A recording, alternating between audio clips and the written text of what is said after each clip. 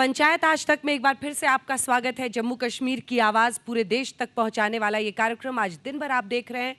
सवाल यह है कि कितना बदल रहा है कश्मीर। आपने नेताओं को सुना, आपने सियासतदानों को सुना, वो अपने तरीके से, अपने चश्मे से, अपने नज़रिए से परिस्थितियों को देखते हैं। क्या सोचते हैं यहाँ पर रह रहे आम लोग? इसी कड़ी में 3 खास मेहमान हमारे साथ जुड़ रहे हैं। एजाज रसूल साहब जो कि एनवायरमेंटलिस्ट हैं, हन्नान हुसैन साहब सोशल एक्टिविस्ट हैं, एडवोकेट भी हैं आप, और अनिका नज़ीर एक सोशल एक्टिविस्ट हमारे साथ जुड़ रही हैं। अनिका जी माइक उठा लीजिएगा। आप ही से मेरा पहला प्रश्न है और वो बस सिंपल है। बदल रहा है कश्मीर, और बदल रहा है तो क्या वो बड़े बदलाव हैं, अच्छे बदलाव हैं? आपको लगता है नया कश्मीर जो कहा जा रहा है वो वाकई उभर रहा है? देखिए, सबसे पहले बहुत बहुत शुक्रिया मुझे अपनी चैनल पे बुलाने के लिए।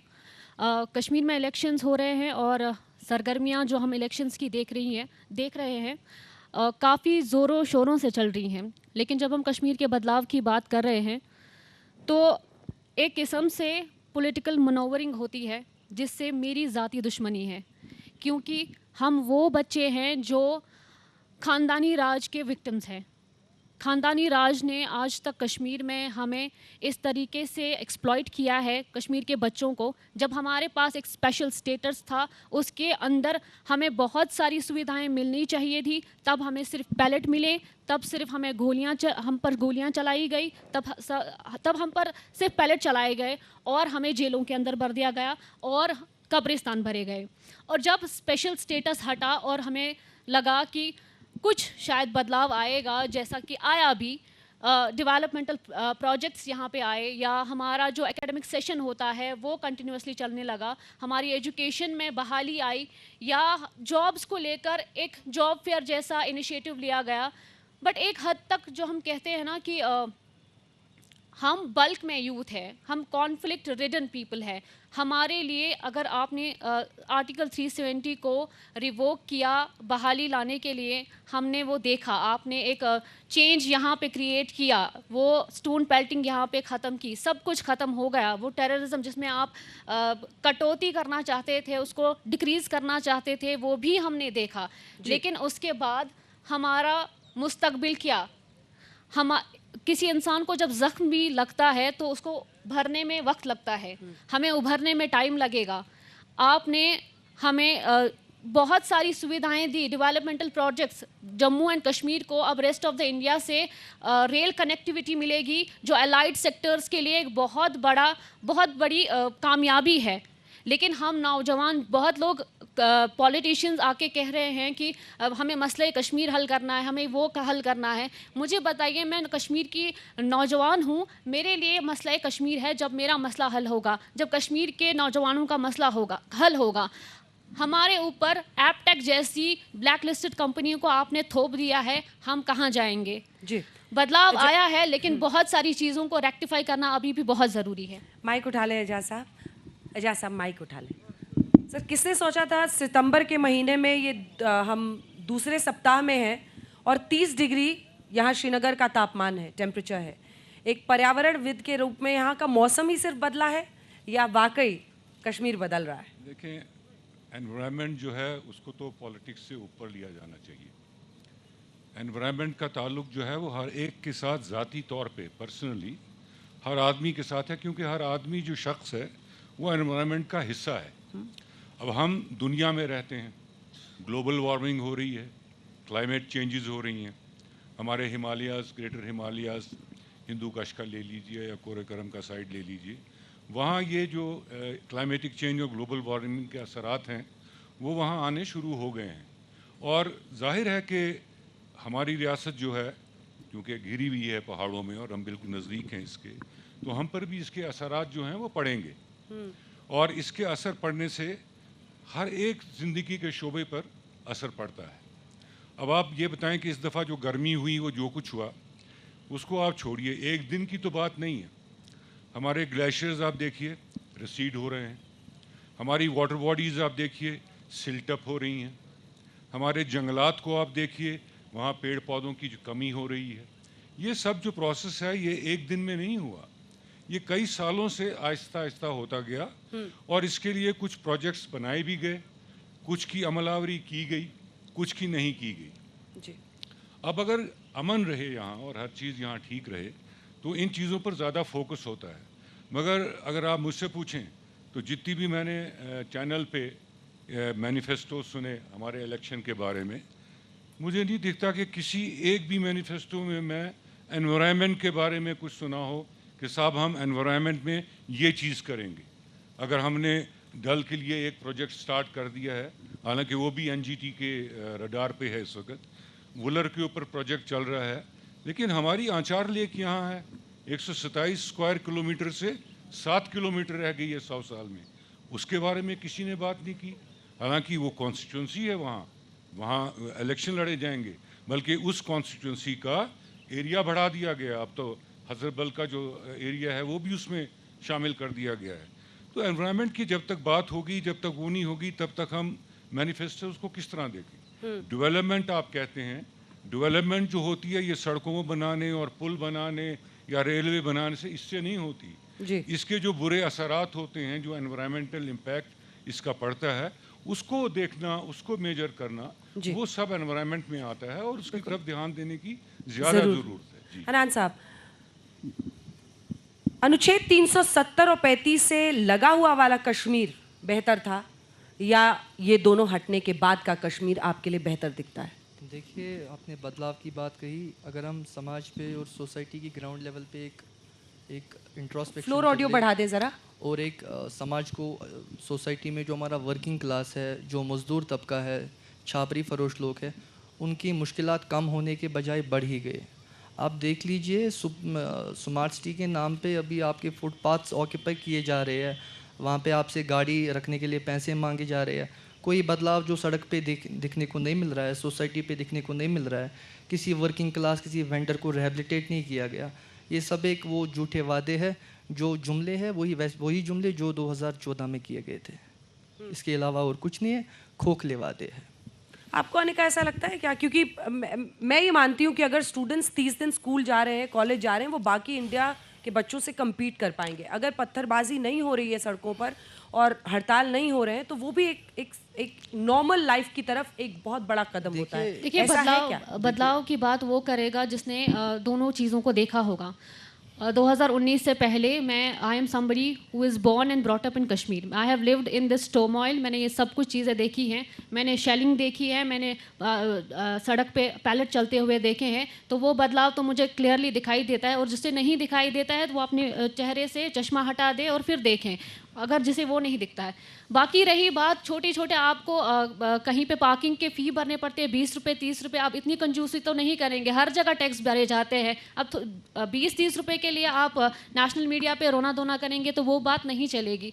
बदलाव, यहाँ बड़े बदलावों के बारे में बात होनी चाहिए, और जो बड़ी चीज़ें हैं, बड़े मुद्दे हैं, उन पर बात होनी चाहिए। छोटी छोटी चीज़ों पे, स्कूटर के लिए आपको 20 रुपये मांगे गए या गाड़ी पार्क करने के लिए, वो तो हर कोई देता है। पूरे देश में ही नहीं, पूरी दुनिया में टैक्स भरा जाता है गाड़ियों को पार्क करने के लिए। जी, आपने स्टूडेंट्स के बारे में ऊपर कर लें आप। आपने स्टूडेंट के बारे में बात कही। आपने कही स्टूडेंट, लेकिन बदकिस्मती से इस कश्मीर में, जम्मू एंड कश्मीर में आज की डेट में भी स्टूडेंट यूनियन की बैन लगी हुई है यूनिवर्सिटी पे। आप जब लॉ कॉलेज, यूनिवर्सिटीज़, बाकी कॉलेज में जाते हैं तो अभी भी आप देखेंगे कि there is a blanket ban. अभी भी सुना बैन ही लगा नहीं, हुआ। यही सुनने का फर्क होता है।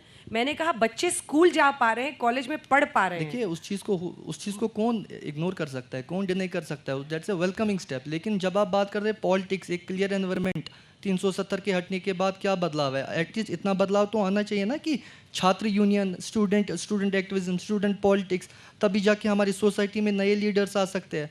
मेरी बहन ने भी कहा कि पार्किंग फीस लिया जाता है, लेकिन मैं कहना चाहता हूँ कि जो हमारे स्ट्रीट वेंडर्स हैं, मजदूर तबका है, जो समाज की एक बैकबोन होती है, जिसकी वजह से पूरी सोसाइटी चलती है, उनसे पूछिए ना क्या बदलाव है।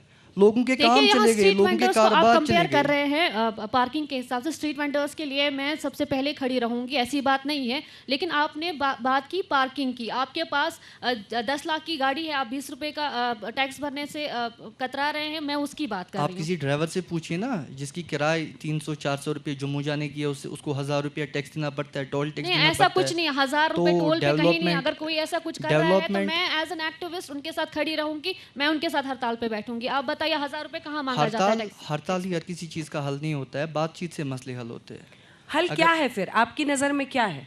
समाज के नीचे तबके वर्किंग क्लास से बात कीजिए, उनसे पूछिए कि उनका फैसला किस तरीके से हो रहा है। तो ये कौन करेगा? ये राजनीतिक पार्टियों को ही तो करना है ना। ये सरकार को करना है। हाँ, तो सरकार तो अब चुनने का मौका आ गया है। अभी जो सेंटर में गवर्नमेंट जब है, उन्होंने लोगों- कोई कोशिश की? जी ठीक है, आप एलजी पर दोष मढ़ रहे हैं, लेकिन सवाल है कि अब चुनाव का वक्त है। आपको किसके मैनिफेस्टो से जम्मू कश्मीर के लिए सही रोशनी दिखाई दे रही है? देखिए, सवाल यह है ना कि अगर नेशनल कॉन्फ्रेंस कहे कि हम 370 वापस लाएंगे, 35 से वापस आएंगे, उससे आपको रोशनी की उम्मीद दिख रही है, या बीजेपी का जो अपना एजेंडा है उसमें आपको रोशनी दिख रही है, या कांग्रेस जो उनके साथ है, या पीडीपी? क्योंकि जीतते तो यहाँ पर उमर अब्दुल्ला को हराकर इंजीनियर रशीद है, महबूबा मुफ्ती नेशनल कॉन्फ्रेंस के नेता से हारती है। ये सांसद है, कहाँ पे है? ये सांसद है, ये सत्ता है, लोग चुनेंगे अपने नुमाइंदे। लोग, ये तो लोगों के हक में फैसला है। लोगों को चुनना है कि 2019 से पहले जो कश्मीर था वो उनको पसंद है, या अभी 2019 के बाद जो फैसला, एक तरफा फैसला किया गया, वो कश्मीर वो चुनना सर, आप चाहते बोले। हैं। देखें, इलेक्शन में कौन सी पार्टीज आएंगी या कौन सी पार्टीज नहीं आएंगी, एब्सोल्यूट तो मुंह के पास मेजॉरिटी करें। मिलेगी हाँ। या मिलीजुली सरकार बनेगी, ये सब इन्होंने सही कहा कि ये लोगों पे मुनसर होता है। लोग बड़े बेताब भी हैं इस मामले में। इलेक्शन एक्टिविटी इतनी ज़्यादा यहाँ पहले नहीं हुआ करती थी जितनी कि अब हम हाल में देख रहे हैं। कई जगह जलसे हो रहे हैं, अपनी अपनी बात जो है वो सब आवाम के सामने रख रहे हैं, और लोग जो हैं वो यहाँ के ऐसे नहीं है कि उनको पॉलिटिक्स के बारे में कुछ समझ नहीं है।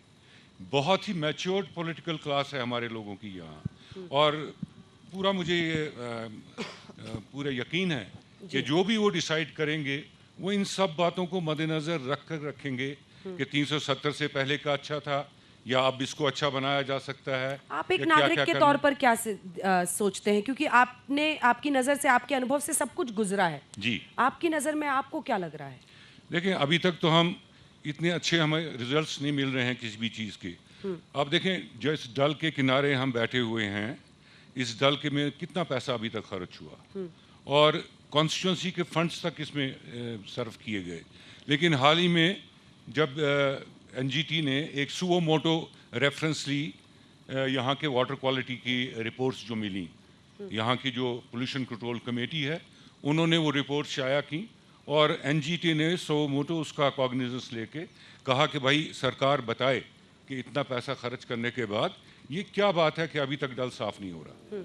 अब ये तो माइक्रोस्कोपिक साफ हमको दिख रहा है, हमें ब्लूम्स दिख रहे हैं। जो पहले डल की हालत होती थी दिन ब दिन ख़राब हो रही है। अब हाउस बोट्स को भी ब्लेम नहीं किया जा सकता, वो तो एक सिरे पर हैं, अलग हैं। लेकिन क्या हो रहा है, इस सब चीज़ के लिए जितने भी काम हुए हैं उनका एनवायरमेंटल असेसमेंट करना बहुत ज़रूरी है, और ये सरकार की रिस्पॉन्सिबिलिटी है कि वो करवाए और देखे, और इसमें ये हर चीज़ देखे। ऐसे ही बाकी जो प्रोजेक्ट्स हैं हमारे, सरकार की गलतियां भी हुई हैं। होकरसर में सरकार की गलती से इतनी ड्रेजिंग कर दी गई बीच में कि सारा पानी निकल गया वेटलैंड का, क्वींस ऑफ वेटलैंड कहलाता है, और इतने माइग्रेटरी बर्ड्स वहाँ आते हैं।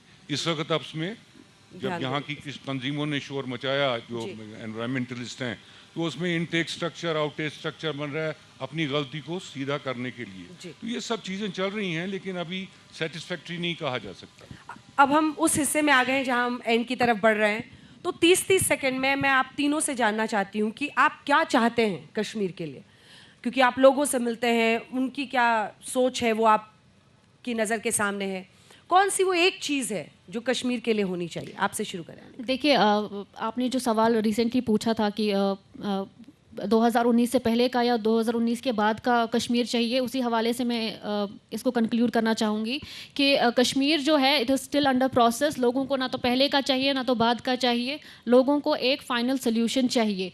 देखिए, बहुत सारे यहाँ पे पॉलिटिशियंस आके पॉलिटिकल मनोवरिंग करेंगे या ख़ानदानी राज की दुहाई देंगे, लेकिन कश्मीरी जो है उसको अपनी बेसिक ज़िंदगी जो है उसको पहले सुधारना है, उसी हवाले से वो आगे बढ़ सकता है। बाकी कोई कहेगा कि हम पाकिस्तान से बात करेंगे, हिंदुस्तान से बात करेंगे, हम इस देश में रहते हैं और इस देश के साथ ही हमारे मसले का हल निकल सकता है। बाकी रही यहाँ के लोगों की बात, तो यहाँ के लोगों को अपनी एग्जिस्टेंस और उनकी रिप्रेजेंटेशन वापस चाहिए, वो उन्हें मिलनी चाहिए। ठीक है। 30 सेकंड में आप क्या चाहते हैं, जल्दी से। मैं मेरा वो कश्मीर चाहता हूँ जहाँ मेरा हिंदू भाई और मेरा मुसलमान भाई, मेरा सिख भाई धर्म को एक तरफ रख के समाज की एकता और सच्चाई की बात करता था। बस मैं वो कश्मीर चाहता हूँ जो हंसता था और खिलता था इस झील की तरह।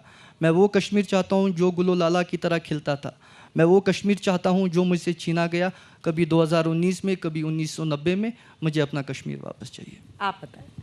देखिए, सबसे बड़ी बात यह है कि पॉलिटिकल स्टेबिलिटी यहाँ होनी चाहिए पूरी तरीके से। बिल्कुल पता होना चाहिए कि हमारा फ्यूचर अब जो है वो किस तरह है, कैसे शेप होगा, उसमें क्या चीज़ें होंगी और क्या नहीं होंगी। अब इसकी जो बाहर की बातें हैं नेशनल लेवल की, वो तो छोड़ दीजिए, लेकिन जो अंदरूनी लेवल की बातें हैं वो यहाँ के लोगों को ज़्यादा अपील करती हैं। और लोग यही चाहेंगे कि पीसफुली अच्छी ज़िंदगी गुजारें, रोज़गार उनको मिले और इज्जत की ज़िंदगी से बसर करें यहाँ। क्या बात। बस ये चीज़। एक फाइनल पॉइंट मैं बताना चाहूँगी मेरे कश्मीर के लोगों से। ये असेंबली इलेक्शंस जो है ये पीपल्स मैंडेट होता है। आपके पास एक आखिरी चांस है अपना रिप्रेजेंटेटिव चुनने का, तो जज्बात में बहने की कोई भी ज़रूरत नहीं है। उसी इंसान को चुनिए जो आपके लिए आपकी आवाज़ बनेगा और आपके लिए काम करेगा। बहुत धन्यवाद आप तीनों का। नेताओं को तो लोग खूब सुनते हैं, लेकिन 3 मुख्तलिफ नज़रों से कश्मीर को देखना आपके ज़रिए बहुत बहुत अच्छा रहा। बहुत धन्यवाद आप तीनों का हमारे साथ आने के लिए।